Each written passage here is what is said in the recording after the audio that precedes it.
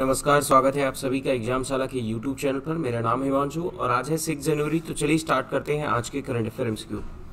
आज के current affair MCQ में पहला क्वेश्चन आपके लिए है, जिसमें आपसे पूछा है कि प्रधानमंत्री नरेंद्र मोदी ने अभी हाल ही में एक फाउंडेशन स्टोन रखा है, किसका? नेशनल इन्वायरमेंटल स्टैंडर्ड लेबोरेटरी का। ठीक है, इस नेशनल फिजिकल लेबोरेटरी कहाँ सिचुएटेड है ये आपको बताना है। ठीक है, तो इसका सही आंसर क्या है? इसका सही आंसर है नई दिल्ली। नई दिल्ली में, यानी आप देखोगे तो नई दिल्ली में यहाँ पे नेशनल फिजिकल लेबोरेटरी सिचुएटेड है। हम यहाँ पर बात करते हैं नेशनल फिजिकल लेबोरेटरी जो है ये क्या करेगा?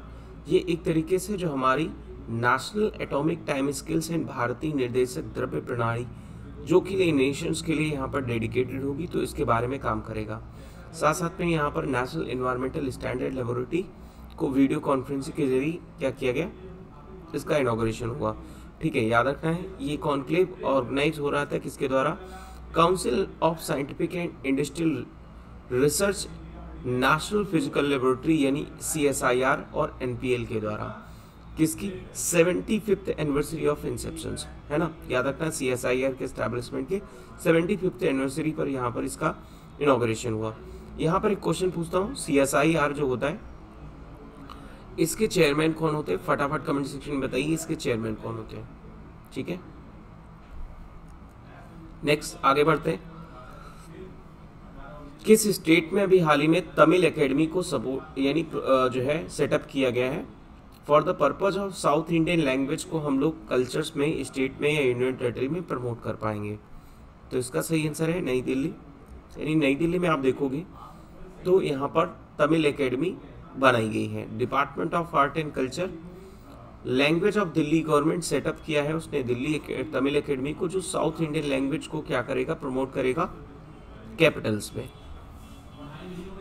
ठीक है, it is also appointed the former municipal councillor member and the Delhi Tamil Sangam and Raja the vice chairman of academy. ठीक है, ये इतना इंपॉर्टेंट नहीं है, बस आपको याद रखना है कहाँ पर अपॉइंट की गई। आगे बात करते हैं। अभी हाल ही में KVIC यानी khadi and village industries commission ने अपना ही ई-कॉमर्स पोर्टल लॉन्च किया है, जहां पर वो 50,000 से ज़्यादा यानी प्रोडक्ट्स को रखेगी। तो इसका सही आंसर क्या है? ekhadi.india.com। ठीक है, तो ekhadi.india.com जिस पर खादी उद्योग से जुड़े हुए 50,000 प्रोडक्ट्स, जैसे आपका यहाँ पर अप्रैल हो गया है ना, डेकोर, सारी चीज़ें यहाँ पर आपको मिल जाएंगी। थोड़ा सा हम लोग KVIC के बारे में बात कर लेते हैं। Khadi and village industries commission, इसका सेटअप आप देखोगे तो 1956 में हुआ था। ये एक तरीके से स्टैच्यूटरी बॉडी है ना, याद रखना है। और 1956 में यानी एक्ट आया था और 1957 में इसका एस्टैब्लिशमेंट हुआ था। आगे बात करते हैं। क्वेश्चन इसमें पूछा है कि रिजर्व बैंक ऑफ इंडिया ने भी हाल ही में एक कंपोजिट डिजिटल पेमेंट इंडेक्स बनाया है, जो क्या करेगा? इन कंट्री में डिजिटाइजेशन ऑफ पेमेंट कितना हो रहा है, इसके लिए यहाँ पर RBI ने एक बेस ईयर लिया जिससे वो कंपेयर करेंगे। तो बेस पीरियड क्या रखा है ये आपको बताना है। तो इसका सही आंसर है मार्च 2018। यहाँ से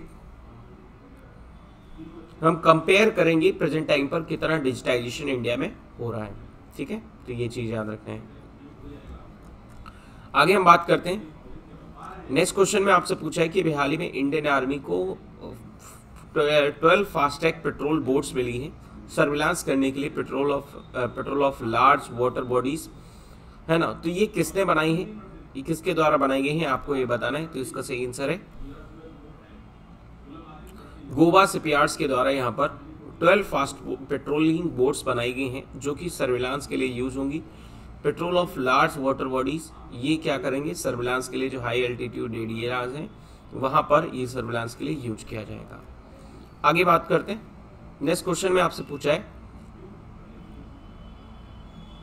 कि इंडिया अभी हाल ही में रिप्लेस करेगा किस एशियन कंट्री को? किसके लिए?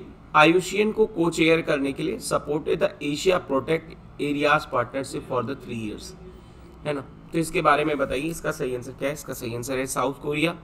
साउथ कोरिया को इंडिया क्या करेगा? रिप्लेस करेगा। जिसमें आप देखोगे कि आयुशियन क्या करेगा? आयुशियन के साथ साथ में एशिया प्रोटेक्टेड एरियाज पार्टनरशिप्स का यहाँ पर 3 साल के लिए इसको एक मेंबरशिप मिली है, जो क्या करेगा एशियन इंटरनेशनल लोकेशंस में जो प्रोटेक्टेड एरियाज हैं वहाँ पर ये मैनेजिंग करने का काम करेगा। ये क्या होते हैं प्रोटेक्टेड एरिया, जैसे हमारे national park, wild life sanctuaries है ना, ये सारे जो एनिमल्स हैं ये जो प्रोटेक्ट हो रहे हैं, इनमें जो है मैनेजिंग करने का काम इंडिया करेगा। अभी प्रेजेंट टाइम पर अगर हम बात करें एशिया प्रोटेक्टेड एरियाज पार्टनरशिप पर, तो इसमें 21 मेंबर्स हैं, जिसमें 17 इंटरनेशनल लोकेशन से जुड़े हुए हैं। साथ साथ में इसमें चाइना है, जापान है, south Korea, Nepal, Bhutan, Sri Lanka and Bangladesh. तो इसमें साउथ कोरिया को रिप्लेस करके इंडिया बन गया। अब यहां पर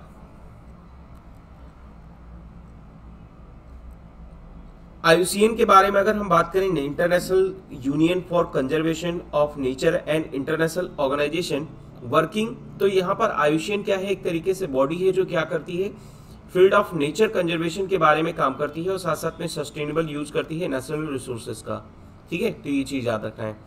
IUCN एक तरीके से एक चीज और याद रखना है, रेड डेटा बुक पब्लिश करता है, जिसमें कोई भी एनिमल्स एक्सटिंक्ट हो गया है या इंडेंजर्ड है तो इसके बारे में वहां पर वो एक लिस्ट जारी करता है। आगे बात करते हैं नेक्स्ट क्वेश्चन पर। नरेंद्र बुल कुमार, यहाँ पर अभी हाल ही में इनका निधन हो गया। ये किस प्रोफेशन से बिलोंग करते थे ये आपको बताना है, तो इसका सही आंसर है क्या, वो एक तरीके से माउंटेनियर थे, यानी पर्वतारोही थे, जिनका अभी हाल ही में क्या हो गया, निधन हो गया। यहाँ पर आप देखोगे वो उन्होंने नरेंद्र बुल कुमार ये सिक्योर किया था, इन्होंने सियाचिन ग्लेशियर पास किया था, है ना, army research and referral hospitals में इनका आप देखोगे निधन हुआ। ठीक है, 87 की एज में। चलिए आगे बात करते हैं नेक्स्ट क्वेश्चन पर। पीएम नरेंद्र मोदी ने अभी हाल ही में फाउंडेशन स्टोन रखा है 6 LHP under the global housing technology challenges in India. तो 6 राज्यों में चलाया जाएगा। इनमें से ऐसा कौन सा राज्य है जो इसमें नहीं है, तो इसका सही आंसर है क्या, कर्नाटक।